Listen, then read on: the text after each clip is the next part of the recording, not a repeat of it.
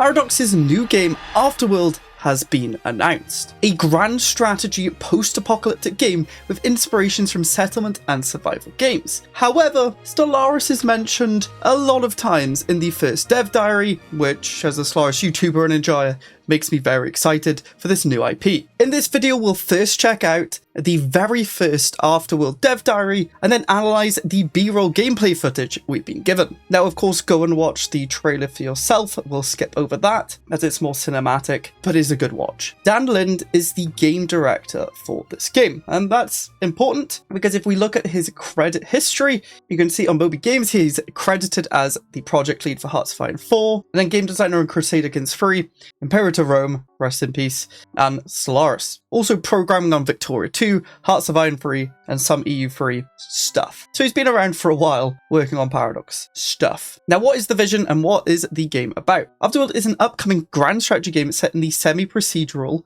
ruins of North America. After the fall, a world-spanning apocalyptic war.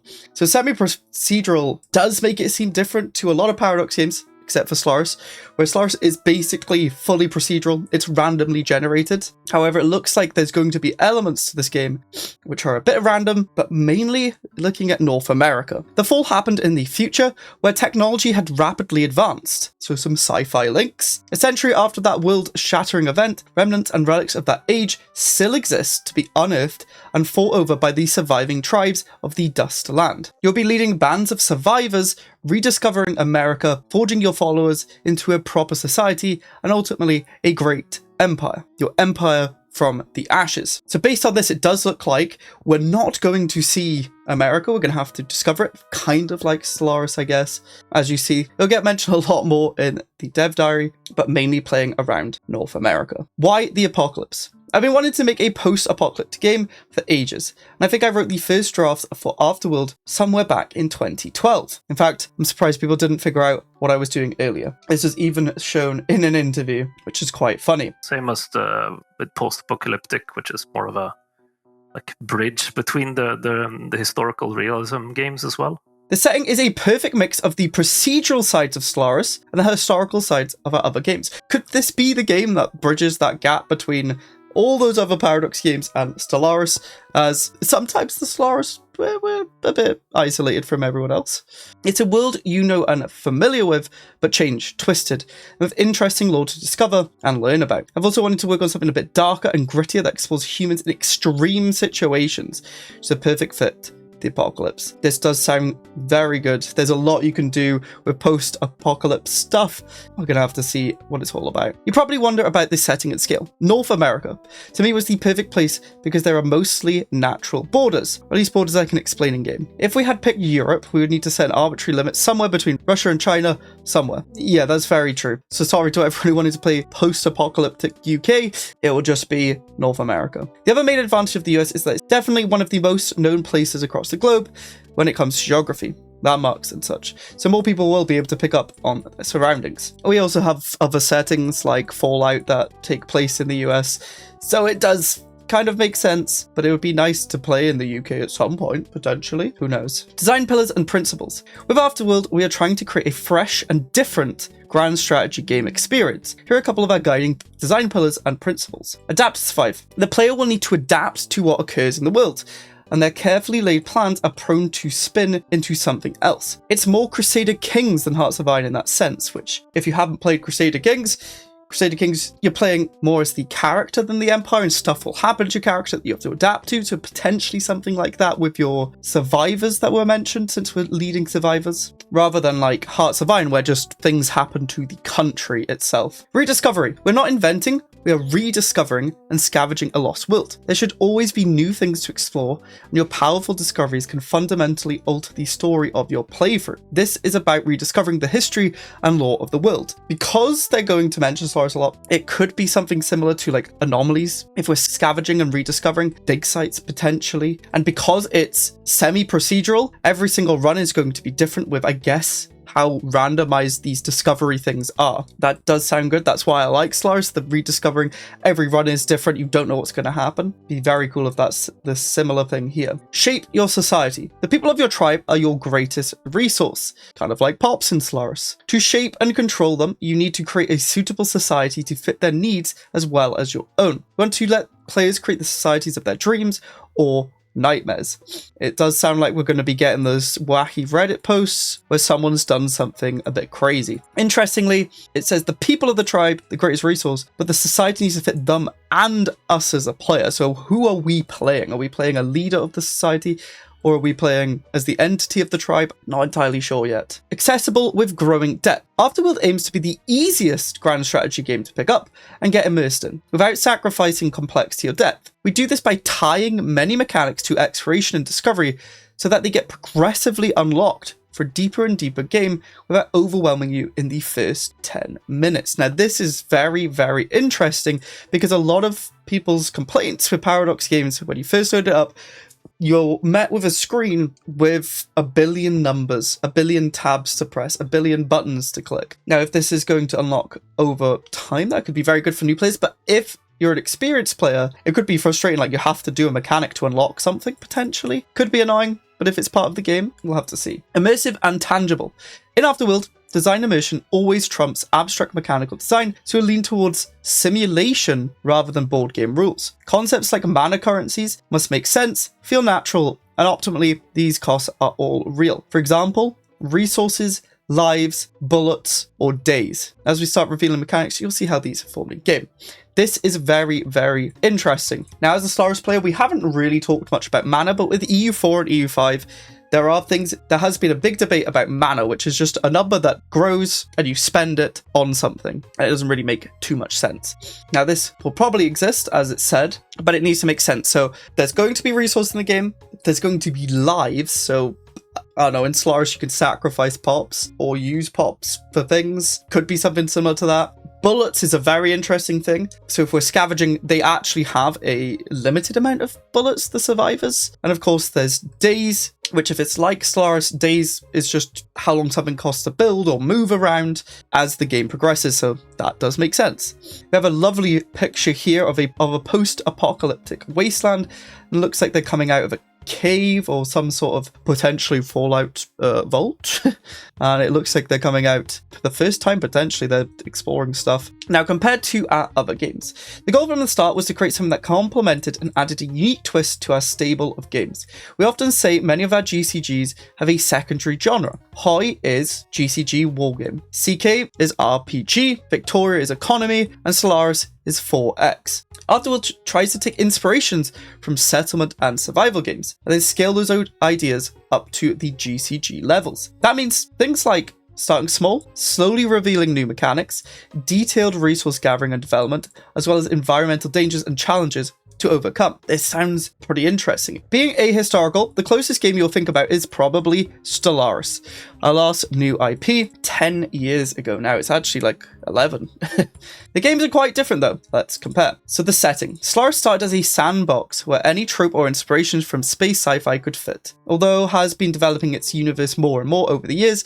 But Stellaris is, at its essence, a sandbox, still with some mechanical limitations, more so than it started, but you still can do pretty much any sci-fi trope, which is pretty cool. Afterworld has a distinct and defined history and world, with established characters and factions, although the apocalypse itself shakes things up every game for replayability. Find out more in future dev diaries. Both games have room for you to create empires and tell stories, but in Afterworld, more has already happened before you get started. So the implication here is Stellaris, you can make up your backstory completely. However, in Afterworld, there's going to be stuff that always kind of happens, but then there's other things that are randomized, which we don't know yet. Scale. Stellaris scales up from a regular GCG into a humongous galaxy with epic space battles. Afterworld instead gets closer, models raids of truck convoys and skirmishes, small squads with named leaders exploring underground bunkers, and adds detail not normally there in GCG. Both equally complex and similar amounts of actors and AI, but a different zoom level for a really different feeling. So it sounds like instead of this humongous space empire that you have, we're really going to get to terms of each individual leader potentially pops. I mean, convoys being raided, very Mad Maxy. It sounds good. Who you play? Stellaris lets you intricately define who you play at the start. Ethics, powers, etc. Afterward lets you set up a short backstory for your tribe, but given the state of the world, you'll be much less established. So it'll put most of these decisions into the game and make you choose them as you play and develop your society over many years. Interesting. So we'll be able to pick a few things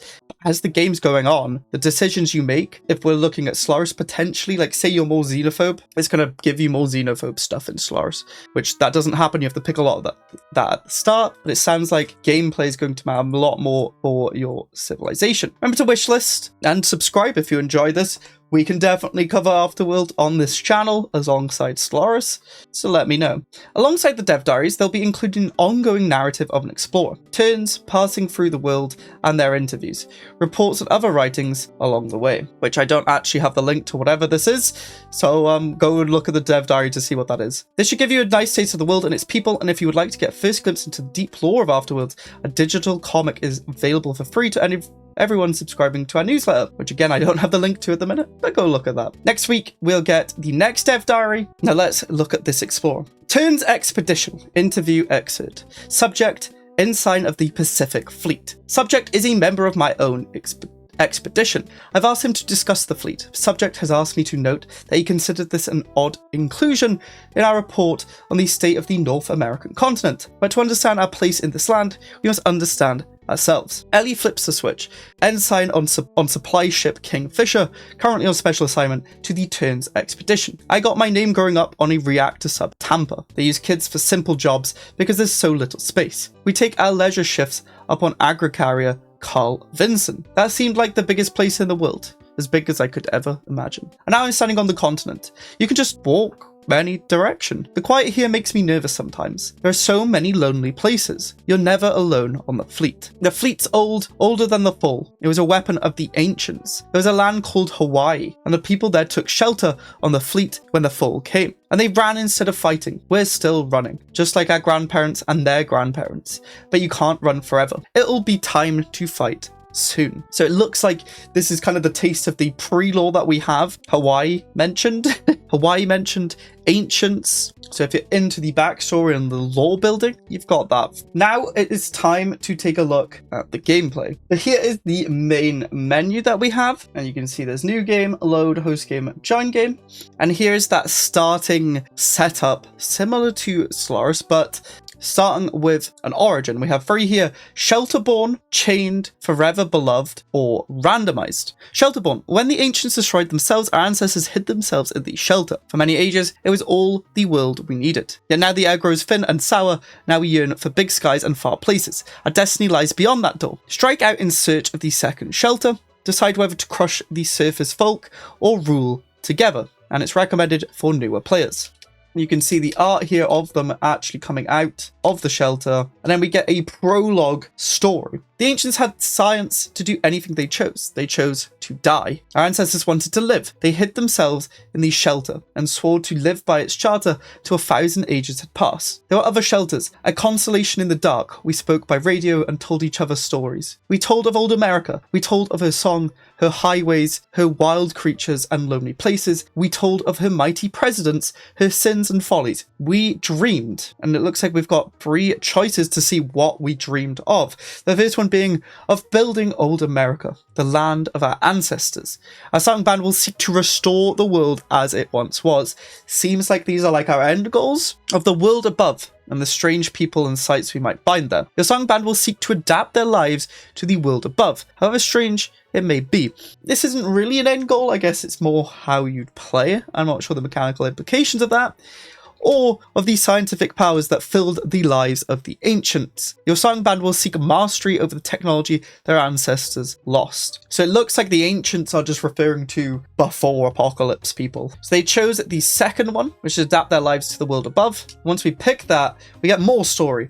The stars went out one by one. Shelters failed, slain by bad air, or bad water, or bad people. Then there were only 2 shelters. The second shelter was all our kin in the world. It was in that time that the hydroponic farm began to fail. We hungered. We suffered. Who barricaded the first staircase? Who flung the first wrench? I cannot say how the riots began, only how they ended. As shelter security battled for each floor, as shelter administration... Now I wonder if this is different depending on the options we pick on the first one, but then we have 4 options. Remember, this is alpha footage, so it could all change. But it was said, hard-hearted folk to slay all troublemakers. The Silent Band will be meek before the whims of their leaders. We may overcome this trauma. And that is in bold. If other games are to go off, potentially that's a mechanic. Hopefully they have tooltips that are nested so you can hover over it. Permitted warriors to devour the slain. Your starting band will eat those who fall. A stable food supply may help overcome this trauma. Cannibalism, yes. They instantly pick it, they don't even look at the others. The other 2 were performed a miracle, or was seized by rioters and forced to open the stockpile. Terrible was ashamed to devour the slain. So yeah, this is kind of custom to what you're picking, because the others won't have that. This is not the custom of the ancients, nor our custom, yet we did this. Now the reactor is failing, the lights grow dim. We have signaled to the second shelter that we are coming to join them, but have heard no answer. The administrator performs the rites to breach the shelter seal. The world awaits, and this we swear. We will never go hungry again. Your Silent Band has reserved emergency food supplies. You'll start with additional food, and the band will be better at foraging and growing crops. So food is going to be a mechanic, obviously, but that's confirmed. We'll make it kneel. Your Silent Band has reserved a stockpile of weapons from the shelter riots. You'll start with weapons and the band will be better at making war, the aggressive choice, or we'll build a world that would astound an ancient. Your Silent Band has stripped the shelter for building materials. You'll start with an additional materials and the band will be better at mastering lost technology. Tech rush option potentially, yes please. They're going with we will make it kneel. Our bags are packed, the time is now. Breathe your last shelter air and step into the sun. So you can see the 3 choices up here, and that kind of sets the scene for your origin. So essentially you have the origin and Stellaris adjacent civics. They're not civics, but they have some options.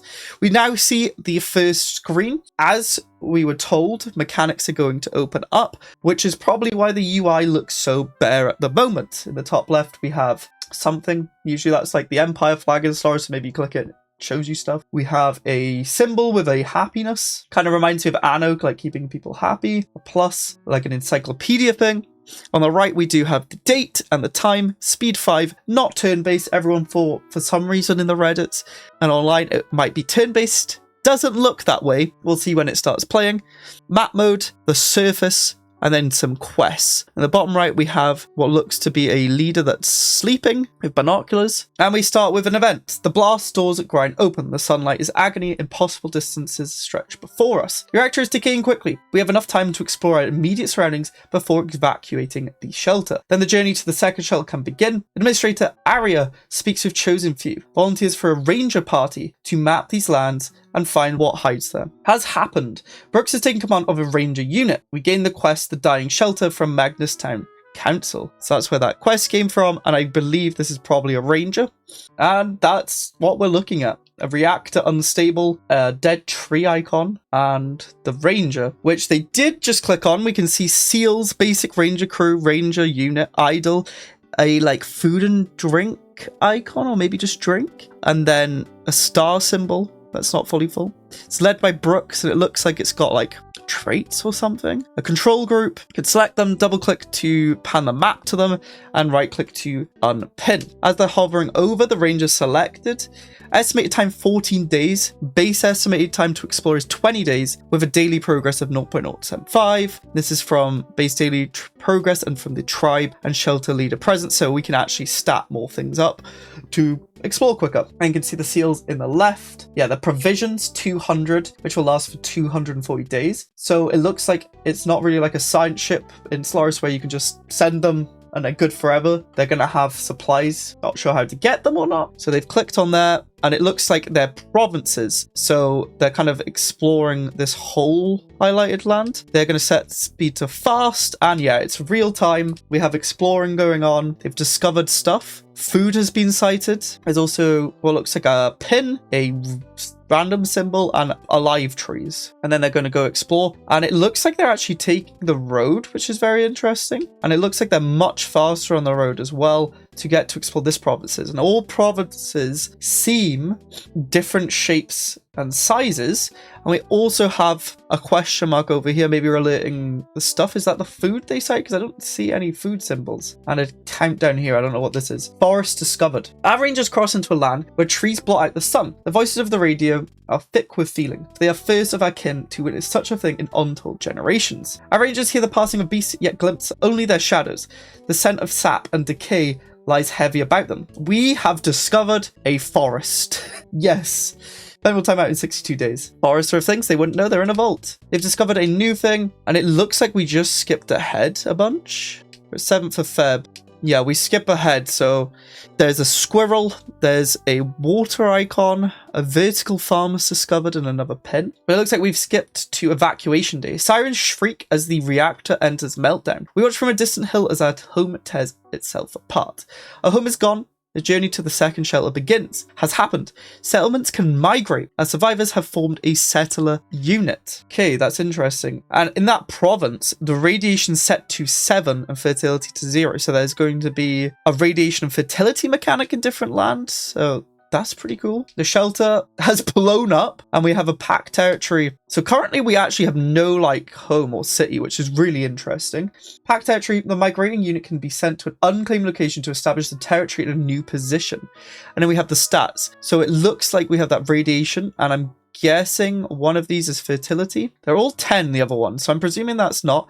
I guess it was set to 0 fertility, so this is fertility. I don't know what that is, maybe size. The scouts also run in back, and they send the migration up to here, and this scout also has 0 provisions, so they can't explore anymore, I guess.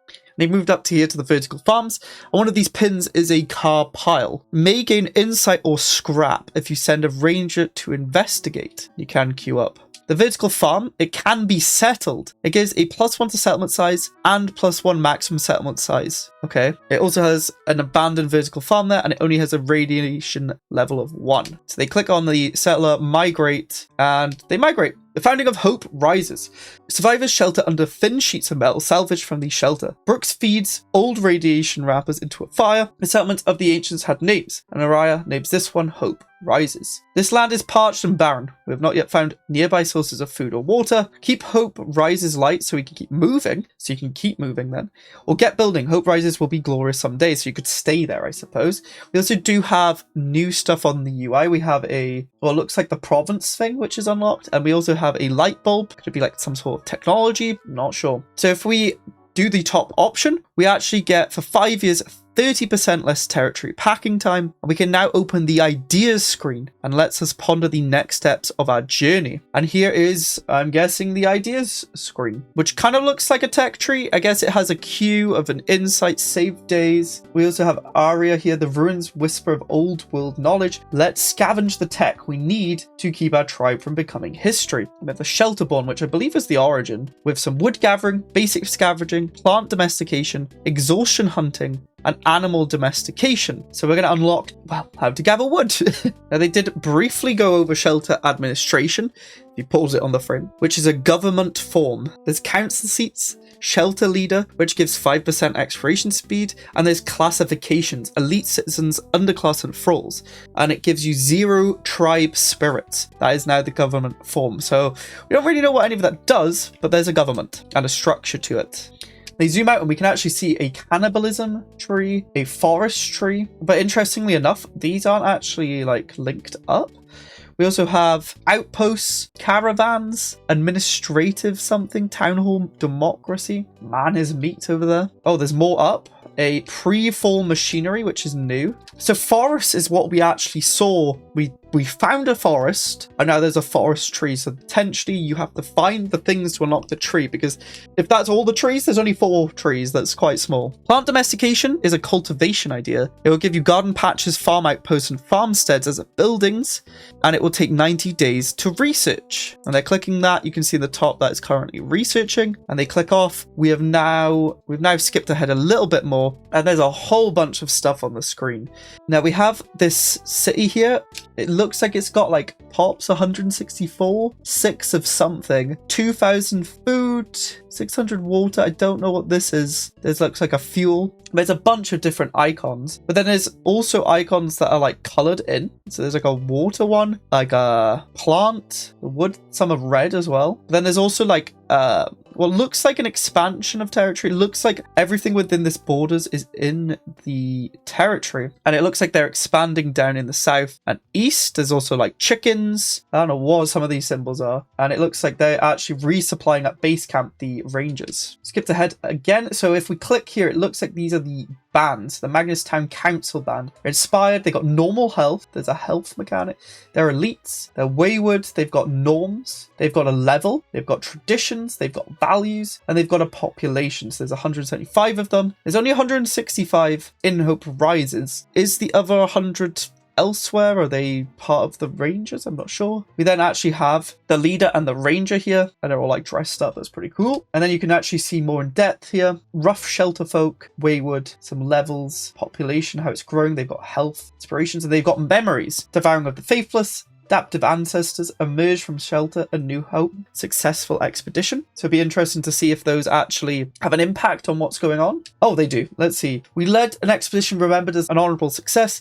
Proud memory, half keeping pride plus 10. Don't know what that means. So when they click on the normal health and inspired, we can actually see a breakdown. So with 49% health, which is giving us more birth chance, less population, more mortality, and injured followers heal speed. There's a negative health factor, and that's the radiation. They then have a nutrition with different types of food and stars on them. A hydration, both at 12.5%, but there are dots. Shelter, 25%, medicine, 0%. And inspired's giving them 25% pride gain. No idea what pride is. 25% unit attack is. I guess we can figure that out. Workplace output per work crew. So that's like a efficiency, production bonus. And then there's motivation factors. Mine's 5% because they're spiritually empty. So there's some sort of religion mechanic. Chieftain's presence, 10%. Emerged from a shelter, 15%. Discovered the second shelter, 20%. 0% from luxuries, 33.3% from standing, 15.8% from trust, and 13.3% for security. So it looks like there's a lot of modifiers to keep your band happy. And the medicine at 0% is giving minus 10% heal speed, it looks like. Oh, so they come over and actually click the need limit to 75%, which opens up that bar some more, as well as hydration, which we can also see how it's contributing. That goes up to 75%, and that raises. And as it's raising, the normal health also goes up. An idea is complete too, but once we hit that, we're in good health, which raises all the stats. So if you want more pops, you want to give them lots of food and water, it seems. Okay, we skipped ahead a bit too. If we click on Fledgling Tribe, which is this top left, Magnus Town Council is leading the fledgling tribe. Our ambitions demand us to adapt and become a tribe to fit to survive. Invite and enthrall bands to raise our significance beyond a fledgling tribe. So it's kind of like the tiers of this tribe will go up or down.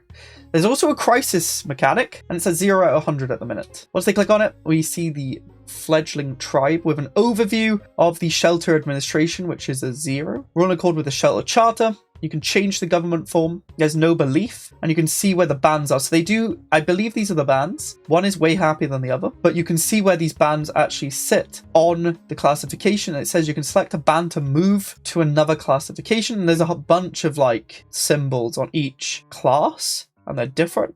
And you can see here Arya, the shelter leader, standing here, which is pretty sick. And now you can see Magnus Town Council, how they're doing. They're doing a bit worse than what we saw earlier. And then we have the Sharp Rocks, a wandering civilization band in Magnus Town Council's fledgling tribe. They're inspired normal health underclass. They're nuclear ecclesia. They've got some norms, some pride level, traditions and values, and population. And we can change the government form. We can go to Town Hall Democracy, which I believe we saw this symbol in the ideas. And doing this will give embrace reclamation and equality values. The tribes will have a +5 cohesion target. Not a clue what that is. And the band's governing capacity will go up. So it looks like you can only have 2 bands at 0 shelter administration, and it goes up when you level them up, I suppose. There's council seats too, a chairman and a representative, which give exploration speeds, and still the same classifications, and a tribal spirit slot, which we didn't have before. There's also cohesion on the bottom, which is at 100, and a tribe modifier, not a clue. There's also laws, which could potentially be changed. So once we click that, it makes both of the bands elites, and both of them are here. I guess that's the second band slot, the representative we saw. Click reform, confirm, and you turn into a town hall democracy. We will be glorious. You can actually change the coat of arms and the name as you level up your government, which is actually pretty sick. You can grow into whatever you want. In laws, there's cannibalism is tolerated. Citizenship, which doesn't have a law. Child rearing, which is unsolved. We have alcohol tolerance, which is currently unregulated. Drugs allowance, which is prohibited. And rationing, which is organized rationing. There's also laws relating to outsiders, and we just saw Labour Society dilemmas. And there's also petitions and activities. So they click on child rearing, which is actually called child rearing. I'm sorry. There's elder supervision, literacy schools, or youth work crews. And you can see currently how people are voting. So our main clan, band, whatever they're called, saying yes to this, the other one saying no, but overall the population's voting yes. Literacy schools, both is a big no, both, unless it looks like a undecided rather than no. Then youth work crews, our one says no, theirs says yes, but it looks like it will pass. And I guess picking these will like kind of put different people in power. So elders supervision embraces collaboration, more pride gain, and you can see the breakdown on who's voting what. And you can see it's still here, enact law will pass, plus 47 votes. They don't like it, but you can make a deal with them to make them potentially change votes, which is interesting.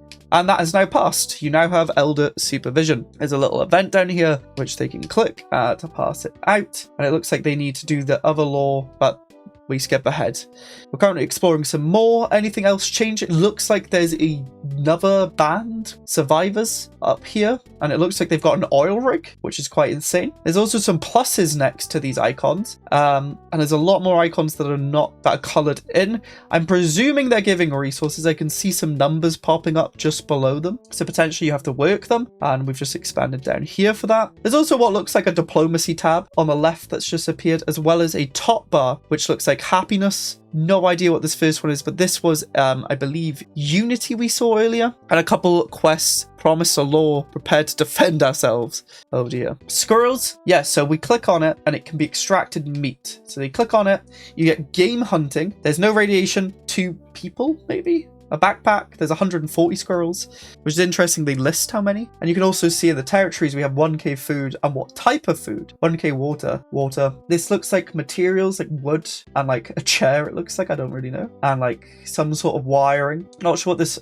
fourth one is. It looks like a hammer. And then fuel, but it also has some bullets. Now game hunting will take 15 days, requires 0.1 banner and 0 days. So once they click that, they're starting to work that. There's 100% efficiency. So hopefully they can fix their food because they're currently minus 52.7. And the scout is going to just keep exploring.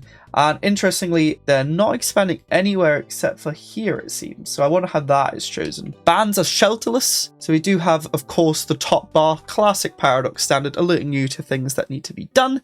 Bands are shelterless will suffer severe penalties unless provided with housing. Sharprox is shelterless, which I believe was the other band. So maybe they're going to hate you more. Click on it. You can see that's the scout, is it not? I'm very confused. I don't know what happened there. We skipped ahead again. Help arrives. LOL family of the second shelter have heard of our struggle against the slavers of the exiled of the Grim Reach and begged their overlord Farouk to aid us. Wesley, administrator of the second shelter, arrived this morning at Hope Rises escorted by armed warriors. They are provisional marines serving citizen Farouk and mean to bring this land under Farouk's law. Administrator Wesley receives a hero's welcome. He was a familiar voice across the radio in dark times. It's happened. The family has been discovered and citizen Farouk has been discovered. Join us against the exiles of the Grim Reach and we will uphold Farouk's law. Citizen Farouk will become our overlord. Whoa, they're already vassling this early? Seems quite early. We will gain the boon Scavenger's Hand. A Marine Company will fight for us. Provisional Marines Expeditionary Force become guests of Shelterborn. You do not need Farouk's aid or Farouk's laws, is another option. They pick the top option, and it looks like they immediately get a military fleet, I want to call it, because I play Stellaris, but it's not a fleet. Army with 2,458, and it looks like a morale sort of bar. And we can now unlock ideas of Farouk. So it seems Farouk is integral into the game somehow, and you can actually zoom in all the way to see the mech here in the truck, the bloodthirsty stallions. They've got a bunch of provisions, some fuel, guns. Looks like they've got like equipment slots or something. A transport icon, battle groups with 1,000 and 1,482, so they're kind of separated out a bit. Interesting. There's also unlocked relics. So I don't know what relics are, but that's a thing. And there's like another button here. And they've also got 3 tribes now. Farouk's destiny. The omens whisper of Farouk the American and his destiny. Elections ready or not. He's called for a great election to be held as soon as his power is secure. His followers will acclaim him President of Presidents, and old America shall awake from her grave at her last son's call. Some say we should help Farouk fulfill his destiny. Others say we should work against him in secret and break free when the time is right. So we've got like an evil overlord trying to restore America.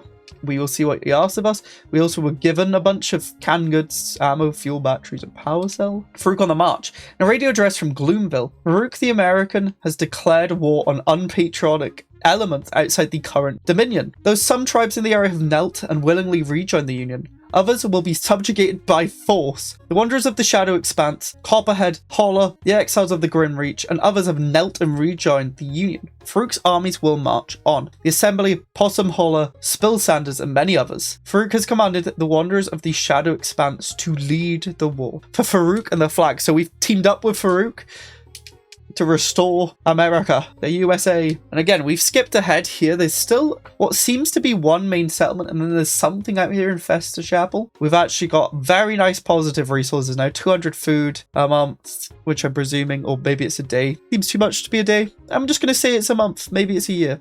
16.4 water, 20.3, I think we said that was materials, and you can see this is part of Magnustown Council's territory, which is that because we're the vassal? I'm not sure. So when we click on the territory, we have building slots, it seems, and a farm. You can see the radiation, the fertility, population, and we're well over the housing, I believe, because it's red. The amount of like buildings, I suppose, we got 2 or 3 potentially. I don't know what this 19 out of 20 is. It's also up here, the 19 with a 1.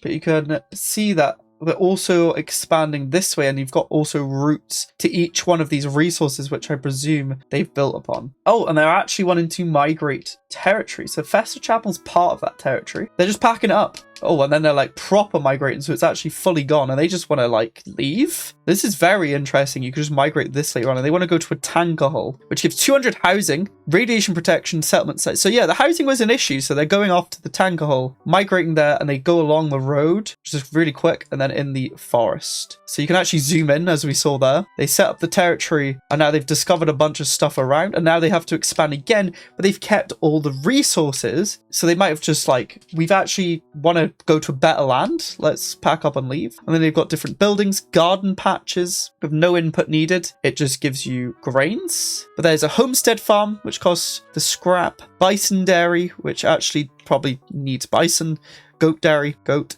a slaughterhouse, a smoker house, a salvaging station, and then half keeping a bakery, kitchen, no tradition, a granary, and an overseer's lodge.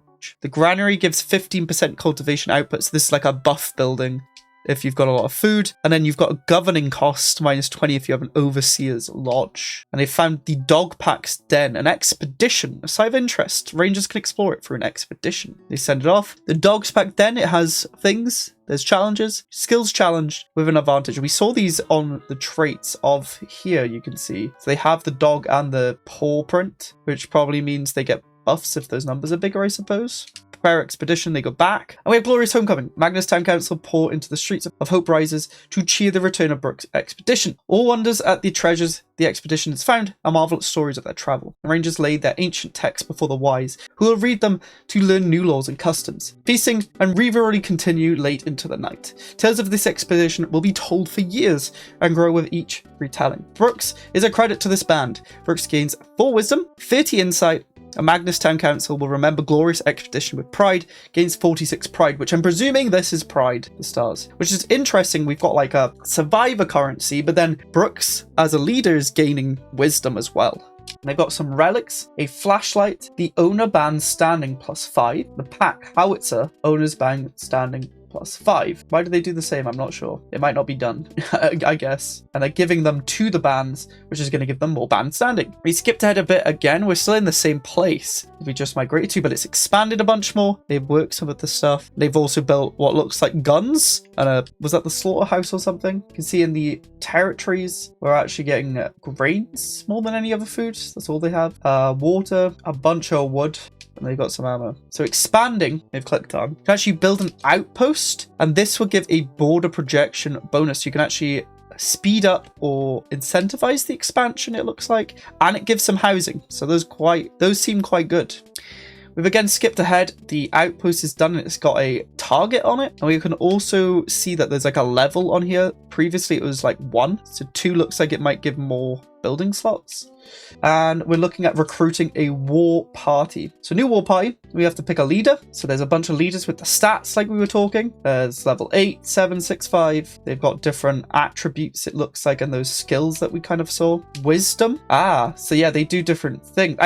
It looks like they've all got all 4, but the numbers are better for each one. So this guy's 10 wisdom, but the Amelia is 17. And wisdom's good for administration, solve mysteries and handle abstract problems. So like exploring, maybe in charge of the town if that's possible. As a commander, it actually says here. As a commander, unit supply consumption minus 10%. As a chieftain, 50% tradition gain. As a ranger, less supply consumption. To go frame by frame to see what the red one does. Might, as a commander, gives 14% leader crew attack favor. As a chieftain, 7% domination, so no ranger benefits. But we saw in the exploration it needed this. Cunning, movement speed, pride from expeditions, and unit movement speed. So 1, so they're going to be slow. And we didn't actually see what the other one was. So they picked a leader, they picked a band. Now they're picking a crew. So it kind of looks like it's just based on the guns, like the weapons. So this is like a knife. Brave warriors prepared to charge the foe with blade in hand. 240 health, 175 whatever this is. 8 ammo, 25 resupply maybe. I don't really know what these stats are. The weapon also gives stats, and it requires 10 population and not injured, and 180 food. The skirmishers, this is my boomstick. 200 health. They need a gun, which gives different stats. 10 people, 180 food. They click 1 warriors, they can pick more, and it tells you the total stats below. 2 warriors, 3 warriors, and it's actually taking population down from that band. 6 warriors, 10 warriors, and they're going back down to 8. 8 warriors, 2 skirmishers, 4. And then we've got equipment. So there's the melee weapons, infantry guns, you've got placeholders, vehicle guns, vehicles, warworks quarters, waiting for production so you can build stuff, it looks like here. A gun, a crossbow, and a placeholder. The weapon, the knife is like 1 scrap or metal. Crossbow's 10 wood, so you can like build them and I guess give to them. Yeah, and we needed this building, so this building here is doing that, and they're queuing that up. That's going to be annoying if you need loads of them. Give us +1 or 10 and combine them. Why are they all like queued like that? And they're quite quick to build, a matter of days. And here we have a caravan, which is moving to resupply another unit, which is resupplying the Thundering Herd that actually have 1,919 provisions with 254 days. So it looks like the food we make are going to be sent out to our war armies. And you can see they've got some morale because they have a support crew. These guys don't, but they've got weapons. There was a crossbow and a gun. Select way of war. Individual combat gives different stats. We got swarm around enemies. This is kind of like a combat computer in Stellaris.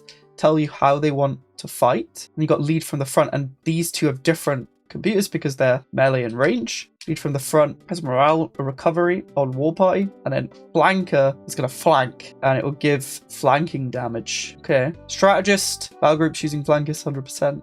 Why is there both flanking? Duelist, leader crew attack factor, morale recovery. So there's going to be like different ways of fighting, it seems, as they get resupplied, and you can zoom in quite a lot into seeing that. And then they go off back to Brine Point. We've skipped ahead again.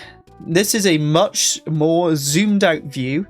We can see we're all the way over here in the east, Magnus Town, and it looks like everything's going towards Citizen Farouk, the Overlord, and it kind of looks like this is his domain, the red, because all of the arrows are coming from the up here, isn't? And it's yellow. He's got edicts, targeted edicts. We've got a tribute, which is giving favor and defiance. We're getting boons. And then there's captains, lieutenants, soldiers, recruits, and free inhabitants. So where are we? We're this symbol. So we're currently a recruit. So potentially you can work your way up, I guess. That's very interesting. And we zoom across, you can see Farouk here. He has a huge domain, my word. And there he is. Captain is Patriot Tribe, who has a bunch of favors. 590, and we only have 12, and a distant. We're down here with 12. That is us. And we can see a more zoomed out map of everything. So we're still growing, which is interesting. This green arrow with 480 people. The resources balanced, and with some fruit, which is good quality. 30-day trend minus 8.5. We're producing 14.3, but consuming 2 bands of consuming. It's got some tags. There's a spoilage. Oh my word. There's a shelf life of food. 3% will spoil. So you can actually have too much food. So unlike Stellaris, where you can just hold tens of thousands of food, it's going to go off. And you can see what buildings produce them. Interesting. And the grains have a different spoilage, 15 months, and you can see the different percentage of how much will spoil. Hopefully they just eat the ones that are about to go off. That would be good, but these are bad quality compared to the good. We got a log here. That's what this was. We got quests, which we failed. As Magnus Town Council is no longer part of our tribe. And we have a destiny. Man is meat. Ideas of you. Part of the thirst and the hunger. Flesh of my flow. Flesh of my kin. Come within. Come within. The gods of the ancient forbode folk from eating folk, but their gods are dead and their laws are dust. Man is meat and we will eat. So we have some objectives. Gather 1,000 units of meat. Increase our tribe's rebirth value. Grant a cannibal band the highest standing. Raid 10 locations and seize an opportunity to abuse roamers. And there's rewards for doing this. That's interesting. We haven't started it yet, but we will click start. To eat the world. Amelia gnawed at her own arm out of madness or despair. Found its own taste not so different than game. Now she walks the streets of hope, rises with bloodshot eyes and a blood-stained mouth. She is made of meat, she says. Everyone's made of meat, and nobody will have to starve anymore. Her own band, the Sharp Rocks, call her a prophet. Others call her a fool. We will see what comes of this. Amelia gains the trait maimed arm. Sharp Rocks will gain opportunistic cannibalism as a new norm. And we can see the taste of power is now green. So we can construct building in these other settlements, this outpost that we built. And they're very similar to before, but I think we might have unlocked new stuff like plantations, rudimentary irrigation, brewery, a windmill, which gives different things. There's milling flour, just milling, and canning. Interesting. A brewery also has a moonshining, beer brewing, winemaking. So the buildings seem like they can do different things, as you can see on here. And we have all of those, so I guess they can do any of them. And we also have a craftworks, which can only do one. What, they're making trinkets, American trinkets. Is that to get favor with Farouk? Here are some American flags. Got bakery, fuel works, polymer works, electronic works, pharmacy. There's a lot of different buildings and supply stuff you can do. Like a kitchen can make reducing condensed milk, boiling fish soup, cheese making, and these stars, I believe, were the quality of the food.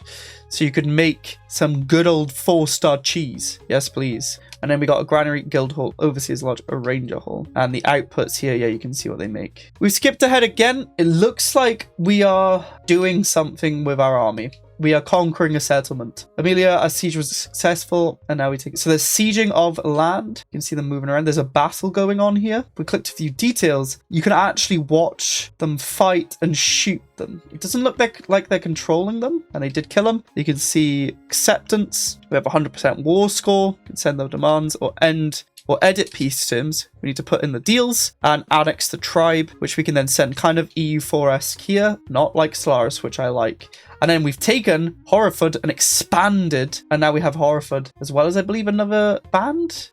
We have like transporting stuff. We're getting a bunch of resources too. And our tribe can now research the ideas for road war.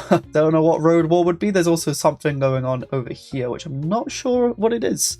So we're back into the government screen. We're still a town hall democracy. You can see 2 of the bands are elite, and then we have the underclass here. And we have a belief now and some tribal spirits. The Spill Sanders are a underclass. You can click on them up here and view them. I guess nothing is being done about that. But you can see these transports look like they're putting resources between both of the colonies. You can actually see the caravan lines. On territory lines 4, on supply lines 0, on tribe lines 0. You can see this band up here, Banjo Boys, has forward but wants 40, kind of looks like metal, 17 what looks like water, and 17 food. We can actually see what we want and what we have. So this could be an easy way of doing trade deals potentially with like caravan lines, similar-ish to Civ but in real time, and they're just going back and forth on these roads transmitting the goods. Now, citizen of Farouk. He's collected a tribute of 1,437, where we can actually choose approaches, refuse to pay, which gives us that 30 negative. It's a middle finger. If we go for expect, it's 10. I can't remember what they were called, but yes, it's good. Or if we go to extra, which is doubling how much we give them, we get 50. So this might be how we work our way up. And you can see how much we're earmarking to give Farouk. Interesting. So unlike Stellaris, where you're a vassal of someone and you just give them a percentage and nothing really happens, kind of looks like you can choose what you give as long as you're giving something, some sort of value. They'll like you and you can give more or less to get more in favor with them. And it looks like, yeah, this is the tribute in this top left. You can also pledge war support. We promise to come to the aid of our overlord if a war comes knocking. You can choose grain, contaminated water, ammo, high-grade ammo, infantry gun, and population. Wow. Okay, you can give pops. So you can see they're actually looking expanding again. It's quite a big territory they've taken now, and they can actually build an outpost here. Instead of outpost, they can actually build an outpost in the farm outpost, or is it a different type of outpost? Interesting. So there's a farm outpost which will need at least one of these grain. So there's grain there, so they can become a farming outpost. And you can build the outpost, which will then grow grain, I guess. Ezra just died. His half-sister Quinn will take place as leader. Okay, so our leaders can die. Not a big surprise. So it looks like something like a level up mechanic. We can select a new custom. Carving rights embraces collaboration, ritualism, +1 cultivation, and meat preparation efficiency. And it looks like it's just for this band. Work ethic would get upgraded. Efficiency, control, and unit adds and scales with standing need. Unit max morale 2 to 10%. And religious fads, collaboration +2, ritualism +3, competing belief spread +20%. So they're going for the upgrade, which upgrades that. And then there's also an upgrade available for this outpost to a farm camp, which is just going to give you more food, I suppose. And there's an empty field site, which you can extract grain from. So I guess it made some fields. I don't really remember seeing those before, but you can just spam a bunch of farming. Okay, again, we're skipped ahead a bit, and we can see all of how the tribes are doing, their health, their inspiration, they're motivated. And now we can see our idea tree, which they've done a lot of. I'm presuming the blue is done. You've got slavery, belief, society, forests, craftsmanship, Farouk, cannibalism, road war, intoxicants, pre-fall machinery, coastland, agrarianism, strangers, settlement development. These don't look like they connect at all, and they've done them in like weird orders, so you can do what you want. We can go back to laws, and more have actually popped up since we last looked at the screen. That they never did citizenship. There's also petition activities. Embrace highway brotherhood as the true belief. Inspired to spread the true belief. And a feast. So stuff to do with these sort of beliefs. And Farouk, we're still a recruit. We have done more defiance, done favor so far. Maybe we should stop defying Farouk. Here are the beliefs. Nuclear ecclesias. There's a wayward belief, a highway brotherhood, and a nation cult. You can actually see all of the stats of them. A false belief, embrace, which looks like it costs unity and persecution. Vacate. I'm guessing there's like buffs that go along with it, kind of like CK3. We're currently nuclear ecclesias as the true belief. Maybe you can have multiple true beliefs then and get multiple benefits, but it's split? I'm not sure. But it's currently a weak belief. Territory screen shows a lot of the territories. We are pretty massive. They also have 100k food, but minus 6,000. I don't know how that's happened. Some fuel, batteries, power cells, exotics, salt, scrap, logs, contaminated water, black holly. Cool. That's also got a shelf life. Grains, which we've seen. Greens. So there's a lot of different resources with in the categories. You can see the stockpile. Oh my gosh, that's a lot of detail. So you can see a massive, like a bigger breakdown, like where these are, I suppose, is the water. There's a lot in backpacks. You can also sort by the quality, the trend, the producing, the ban needs, external needs, priority, amount. We can upgrade. I guess these are things we have, and it's like combining it all here so we don't have to find it on the map. So you can just upgrade the ocean, the supply line, and the caravan route, which is interesting. You can actually upgrade the routes, and you can actually determine how much of a priority this is. You can then break down your territories, so we did take those two things. You can see the stockpile for both of the territories and how they're doing, but it looks like they do give resources back and forth. But it's not like Stellaris, where as soon as a planet creates the resource, it goes into a massive empire stockpile. It looks like they have different stockpiles on both of the planets, but they have to transport it with these transports here. You can see your diplomacy, how much people like you, and you can proper zoom out. We're on the east coast, well, northeast. You can see like the Farouk is more central, and there's still so much to explore and expand. Like a lot of this land isn't taken, so there's a lot more emphasis on exploring, expanding. And now we get some b-roll of just some wasteland and how the biomes kind of change. Oh, well, this is like really mountainous and green. That looks insane. Manufacturing center, vertical farms. There's a lot of stuff on the map and reasons to move around and take territory. There's also like a river that's cutting across here. Is that like a crossing then? And a river resource. Solar power plant that you can find. So it looks like there will be power later on. Ancient wonder, the Grand Cathedral. So there's going to be wonders too. Oh, wow. And that is the dissection. Did I miss anything? Let me know in the comments. I am very excited for a new, what looks to be the bridge between Stellaris and Paradox games. Obviously, Stellaris is my favorite Paradox game, but I've played others. Just like the randomness start of Stellaris and the setup you can do. Hopefully this game has very nice parallels to it, but in a nice post-apocalyptic setting. If you enjoyed this, make sure to subscribe. Now, if you're itching to play Stellaris, go check out how I start every Stellaris game. I'll see you there.